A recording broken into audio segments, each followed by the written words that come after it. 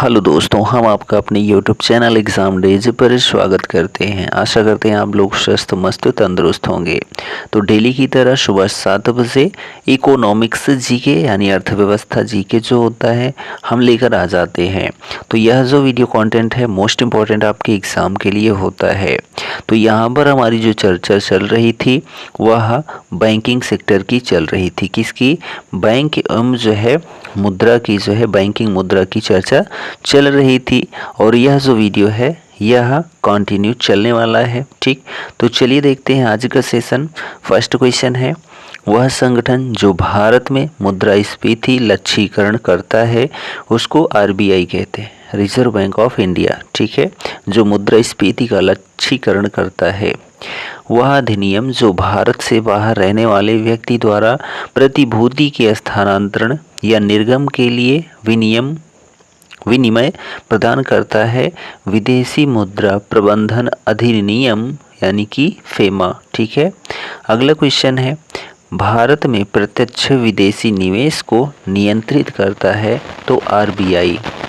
राष्ट्रीय कृषि और ग्रामीण विकास बैंक, जिसको नाबार्ड कहते हैं, ठीक है, का मुख्य कार्यालय कहाँ पर स्थित है?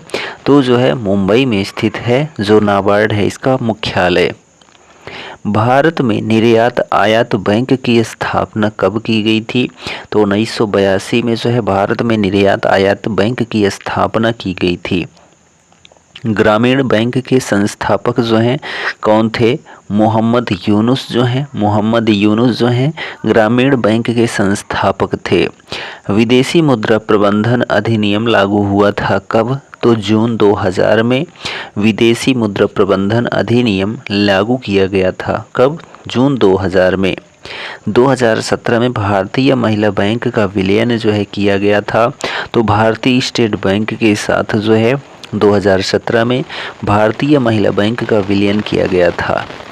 वह बहुपक्षीय बैंक जिसमें सभी अंशधारकों के पास एक समान प्रारंभिक अभिदान शेयर होता है, वह जो बैंक है वह न्यू डेवलपमेंट बैंक है। कौन सी?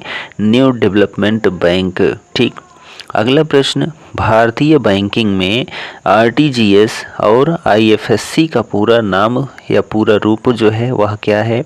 तो आरटीजीएस यानी कि real time gross settlement RTGS का पूर्ण रूप है। आईएफएससी का जो पूर्ण रूप है इंडियन फाइनेंशियल सिस्टम कोड। ठीक, मौद्रिक नीति समिति यानी कि एमपीसी के पदेन अध्यक्ष होते हैं तो भारतीय रिजर्व बैंक के गवर्नर।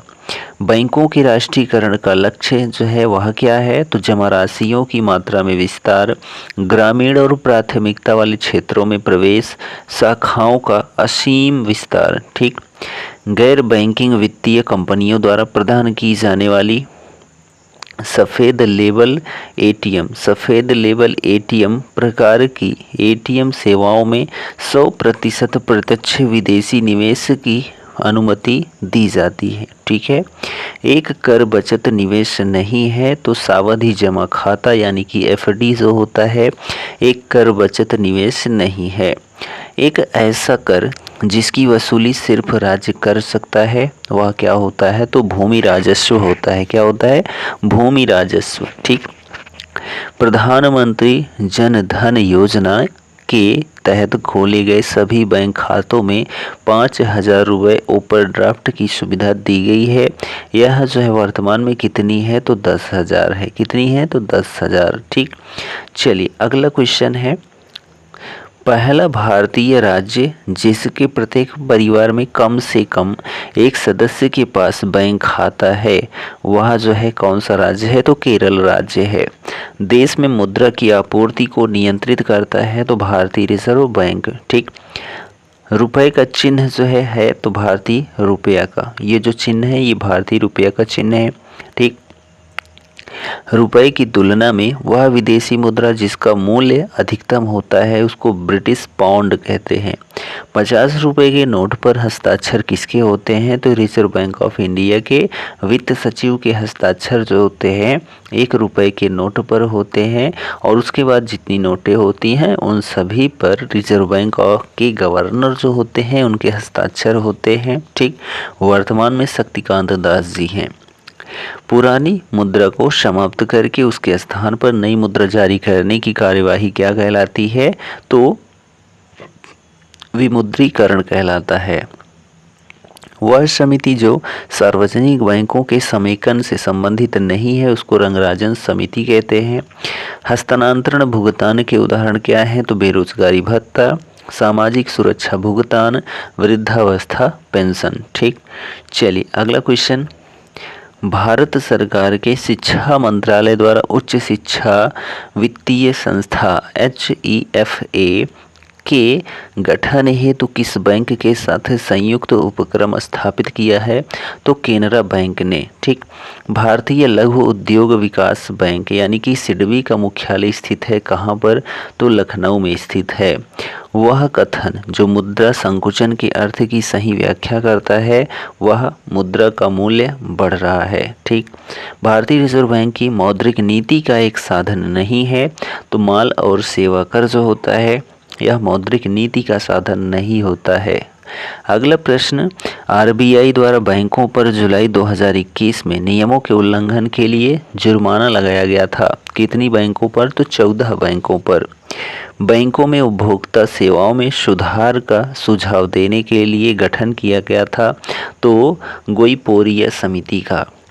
12वें वित्त आयोग के अध्यक्ष जो हैं कौन थे? तो सी रंगराजन थे। भारत में केंद्रीय मौद्रिक नीति प्राधिकरण है तो भारतीय रिजर्व बैंक है।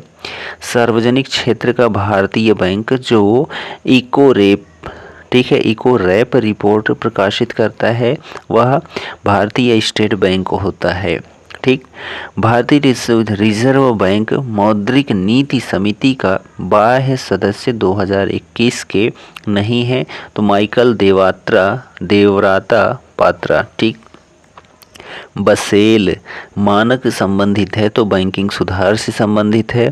वह संस्था जिसकी अध्यक्षता किसी महिला ने नहीं की है वह रिजर्व बैंक ऑफ इंडिया है। वर्तमान में रुपए की परिवर्तनशीलता का अर्थ क्या है? रुपया सभी प्रकार के चालू व्यवहारों के लिए विदेशी मुद्रा में परिवर्तनीय है। ठीक, अगला क्वेश्चन, भारत में कागजी मुद्रा प्रथम बार शुरू की गई थी तो 1862 में शुरू की गई थी। एक मौद्रिक नीति का उद्देश्य नहीं है तो विदेशी विनिमय दर स्थिरता जो है यह एक मौद्रिक नीति का उद्देश्य नहीं है। भारत में मुद्रा गुणक को परिभाषित किया जाता है तो वृहद मुद्रा अपॉन आरक्षित मुद्रा के रूप में। भारतवर्ष में सिक्कों की ढलाई होती है तो मुंबई में, कोलकाता में, हैदराबाद में। भारत की मुद्रा प्रणाली में दशमलव पद्धति प्रारंभ हुई थी तो 1957 से। ठीक, रिजर्व बैंक के वह गवर्नर जो वित्त मंत्री भी हुए थे तो CD देशमुख। कौन हुए थे? CD देशमुख। भारत सरकार ने रिजर्व बैंक ऑफ इंडिया की पूंजी को जो है क्रय किया स्टेट बैंक ऑफ इंडिया में लगा। ठीक है, स्टेट बैंक ऑफ इंडिया में लगी। अगला देखिए, भारत में विदेशी विनिमय संचय का रख रखाव किया जाता है तो RBI द्वारा। माल के आयात हेतु विदेशी विनिमय की स्वीकृति देता है तो RBI देता है। भारतीय रिजर्व बैंक के ओपन मार्केट ऑपरेशन से आशय क्या है? तो सिक्योरिटीज में व्यापार करना। ठीक, अगला प्रश्न, गिल्ट एज्ड में विपणन संबंधित है तो सरकारी प्रतिभूतियों के व्यापार से। भारतीय रिजर्व बैंक का कार्य नहीं है तो राजकोषीय घाटे पर नियंत्रण। भारतीय रिजर्व बैंक के बारे में सही कथन नहीं है तो यह सभी प्रकार की करेंसी नोटों को जारी करता है तो 1 रुपए का नोट नहीं जारी करता है। ठीक है, कौन? RBI। भारत में मुद्रा एवं साख का नियंत्रण किया जाता है तो भारतीय रिजर्व बैंक द्वारा। विदेशी वाणिज्यिक उधारी को नियमित करती है तो आरबीआई करती है। भारत में ट्रेजरी बिल बेचे जाते हैं तो भारतीय रिजर्व बैंक द्वारा। भारतीय रिजर्व बैंक द्वारा निर्धारित नहीं किया जाता है तो पीएलआर। ठीक, भारतीय रिजर्व बैंक का कार्य नहीं है तो शाखा सृजन। रिजर्व बैंक ऑफ इंडिया द्वारा नोट निर्गमन की किस पद्धति का अनुसरण किया जाता है तो न्यूनतम कोष पद्धति का। भारत में नकद कोष अनुपात में वृद्धि के लिए सत्य कथन क्या है तो यह शाखा सृजन को कम करता है। ठीक है, अगला प्रश्न है, रिजर्व बैंक ऑफ इंडिया के आकलन के अनुसार 2002-03 में विकास दर क्या थी तो 5 से लेकर 5.5% थी। वर्ष 2022-23 में 7.2% थी। ठीक, वह राज्य जिसके व्यापार का संचालन भारतीय रिजर्व बैंक नहीं करता है जम्मू कश्मीर, अप्रैल 2011 से करता है, सिक्किम का नहीं करता है। कौन? तो वह राज्य जिसके व्यापार का संचालन भारतीय रिजर्व बैंक नहीं करता है वह सिक्किम राज्य है। भारत में एक सिक्के जारी करने के लिए अधिकृत है तो वित्त मंत्रालय है। भारत में व्यावसायिक बैंकों द्वारा शाखा सृजन का नियंत्रण करता है तो आरबीआई करता है। आरबीआई के खुले बाजार संचालन यानी ओपन मार्केट ऑपरेशन से आशय क्या है तो प्रतिभूतियों का क्रय विक्रय। ठीक, रिजर्व बैंक ऑफ इंडिया के नोट निर्गमन विभाग को अपने स्टॉक में हमेशा रखना चाहिए 115 करोड़ का स्वर्ण। ठीक, भारतीय मुद्रा में 1 रुपए का नोट जारी किया जाता है तो भारत सरकार के वित्त मंत्रालय के वित्त सचिव के हस्ताक्षर पर। भारतीय रिजर्व बैंक को करेंसी नोट छापने का अधिकार है तो 10,000 करोड़ तक एक वित्तीय वर्ष में छापने का अधिकार है आरबीआई को। भारतीय रिजर्व बैंक द्वारा सीआरआर में वृद्धि से क्या तात्पर्य है तो अर्थव्यवस्था में मौद्रिक तरलता में कमी आती है। ठीक, बैंक दर वह दर है जिस पर आरबीआई वाणिज्यिक बैंकों को उधार देती है, उसी को बैंक दर कहते हैं। अक्टूबर 2001 में भारतीय रिजर्व बैंक द्वारा बैंक रेट 7% से घटाकर कर दिया गया है तो 6.50%, वर्तमान में जो है 5.40% है। जून 2010 तथा जून 2011 के मध्य रेपो रेट में अंतर की कोटि जो है वह क्या रही है तो 4%। वह दर जिस पर बैंक भारतीय रिजर्व बैंक को उधार देते हैं जानी जाती है रिवर्स रेपो रेट। ठीक है, रिवर्स रेपो दर कहलाती है। अल्पकाल में भारतीय रिजर्व बैंक जिस ब्याज दर पर व्यापारिक बैंकों को उधार देता है उसे कहा जाता है तो रेपो रेट कहा जाता है। बैंकों को अपने पास नकद धनराशि और कुल परिसंपत्ति के बीच एक अनुपात बनाए रखना पड़ता है, इसे क्या कहते हैं तो एसएलआर कहते हैं। विभेदीकृत ब्याज योजना का उद्देश्य रियायती ऋण प्रदान करना था तो समाज के कमजोर वर्ग के लिए, निजी निवेशकों को प्रोत्साहित करने के लिए एवं सरकार को सस्ते ऋण सुलभ कराने के लिए जो है ब्याज रेट घटाई गई है। ठीक है, 30 सितंबर 2014 को भारतीय रिजर्व बैंक की नीति समीक्षा के समय रेपो रेट क्या था तो 8% था। अगला क्वेश्चन है, वाणिज्यिक बैंकों में गैर निष्पादीय परिसंपत्तियों का अर्थ क्या है तो ऋण जिन पर ब्याज तथा मुख्य रकम की वसूली नहीं होती है। कृषकों के पास आसानी से पहुंचने के लिए किसान क्लब बनाए गए हैं, भारतीय स्टेट बैंक ने बनाए हैं। भारत सरकार ने 14 बड़े व्यापारिक बैंकों का राष्ट्रीयकरण सर्वप्रथम कब किया था 1969 में किया था। भारत का सबसे बड़ा व्यापारिक बैंक जो है वह कौन सा है तो स्टेट बैंक ऑफ इंडिया है। उत्तर प्रदेश में वर्ष 1971 से व्यापारिक बैंकों का साख जमा अनुपात जो है निरंतर बढ़ा है। ठीक, वर्तमान में स्टेट बैंक ऑफ इंडिया को छोड़कर भारत में सार्वजनिक क्षेत्र के बैंक हैं कुल 12 हैं और 2019-20 के अनुसार। ठीक, अगला प्रश्न, भारत में क्षेत्रीय ग्रामीण बैंकों की स्थापना कब हुई थी? तो 1975 में। अभी हाल ही में स्वाभिमान नाम से एक कार्यक्रम प्रारंभ किया गया है। इसका मुख्य उद्देश्य क्या है? तो ग्रामीण निर्धनों के घरों तक बैंकों को पहुंचाना, ग्रामीण निर्धनों के घरों तक बैंकों को पहुंचाना जो है स्वाभिमान का उद्देश्य है। भारत में व्यापारिक बैंकों की लेनदारी के घटकों में सबसे अधिक महत्वपूर्ण क्या है? तो सावधि जमा धनराशि है। भारत में व्यापारी बैंकों की देनदारियों में सबसे महत्वपूर्ण अंग क्या है? तो सावधि जमाएं हैं। क्या है? सावधि जमाएं। ठीक। अगला क्वेश्चन देखिए, सर्वप्रथम चीन में अपनी शाखा खोली किसने? स्टेट बैंक ऑफ इंडिया ने। एक वाणिज्य बैंक की परिसंपत्ति है तो किसानों को साख। क्षेत्रीय ग्रामीण बैंक का कार्य नहीं है तो भारतीय कृषि पुनर्वित्त निगम के कार्यों को ले जाना, ठीक है, ले लेना, यह क्षेत्रीय ग्रामीण बैंक का कार्य नहीं है। राष्ट्रीयकृत बैंक नहीं है तो आईसीआईसीआई बैंक जो है वह राष्ट्रीयकृत बैंक नहीं है। अग्रणी बैंक योजना का प्रारंभ हुआ था तो दिसंबर 1969 में। लीड बैंक का कार्य, ठीक है, लीड बैंक का कार्य किया जाता है तो इस कार्य हेतु नामित बैंक द्वारा। भारत का सार्वजनिक क्षेत्र में सबसे बड़ा वाणिज्य बैंक जो है भारतीय स्टेट बैंक है। सार्वजनिक क्षेत्र का वाणिज्यिक बैंक जो है इंडियन ओवरसीज बैंक है। कौन सा है? Indian overseas bank. वर्ष 1995-96 में स्थापित ग्रामीण अवस्थापना विकास कोष का हिसाब रखता है तो राष्ट्रीय कृषि एवं ग्रामीण विकास बैंक। गैर बैंकिंग वित्तीय संस्थाओं द्वारा वित्तीय तथा अन्य गतिविधियों को संपन्न करता है तो प्रतिछाया बैंकिंग।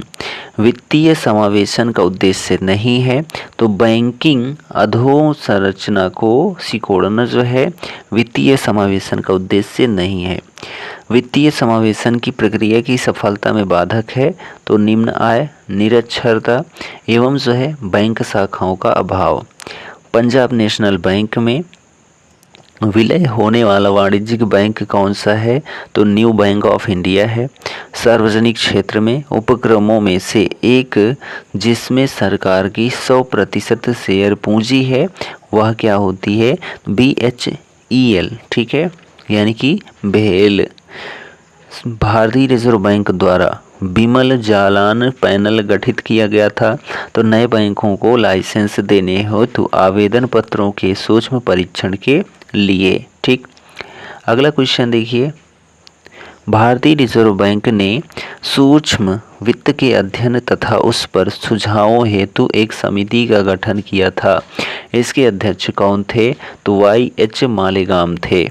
नरसिम्हन समिति का संबंध है तो बैंकिंग संरचना के सुधारों से है नरसिम्हन समिति का जो संबंध है। भारतीय रुपए की पूर्ण परिवर्तनीयता के प्रश्न का परीक्षण किया गया है तो तारापोर समिति द्वारा। ठीक है, और यह जो समिति है तारापोर समिति, यह द्वितीय समिति। ठीक। स्वयं सहायता समूह यानी SHG बैंक लिंकेज कार्यक्रम को कार्यान्वित नहीं करता है तो नाबार्ड। RBI के ओपन मार्केट ऑपरेशंस का आशय क्या है? तो सिक्योरिटी यानी कि प्रतिभूति में व्यापार से। ठीक है। अगला है कि इनसाइड ट्रेडिंग संबंधित है तो अंश यानी कि शेयर बाजार से। भारत में मौद्रिक नीति लागू करता है, ये आखिरी प्रश्न है आज के वीडियो का। RBI लागू करता है भारत में जो मौद्रिक नीति होती है। ठीक। तो यह वीडियो कंटेंट आपको कैसा लगा कमेंट करके ज़रूर बताएं, और चैनल पर यदि आप नए हैं तो चैनल को सपोर्ट ज़रूर करें और अपने दोस्तों में शेयर करना बिल्कुल मत भूलें। हम मिलते हैं अगले वीडियो में, तब तक के लिए Jai Hind, good bye and take care.